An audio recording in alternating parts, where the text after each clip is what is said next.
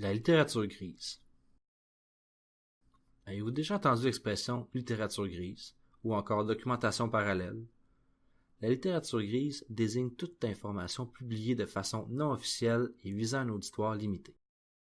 Ces ouvrages ne sont pas publiés commercialement dans les revues et ne sont habituellement pas accessibles par l'entremise des bases de données des bibliothèques.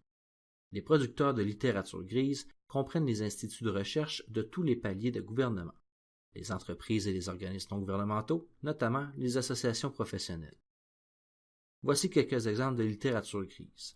Rapports statistiques, directives de pratique, documents de politique sur la santé, présentations de congrès, bulletins d'information, spécifications techniques et manuscrits de travaux de recherche non publiés.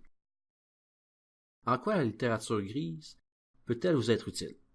La littérature grise peut fournir des réponses que vous ne retrouverez pas généralement dans les livres, les magazines, les quotidiens, les revues savantes ou quelques autres organes d'édition grand public.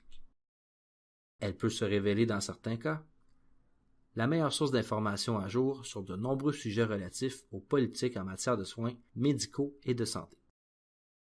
Pourquoi est-ce si difficile de trouver des ouvrages de littérature grise? L'information, par exemple, l'auteur, la date de publication ou l'organisme éditeur, peut ne pas être facile à reconnaître. De plus, la littérature grise est souvent mal indexée par la plupart des outils de recherche. Aucune bibliothèque ne collectionne ni n'indexe les ouvrages de littérature grise et souvent les moteurs de recherche web ne peuvent accéder aux dépôts de documents qui tiennent les ouvrages de littérature grise.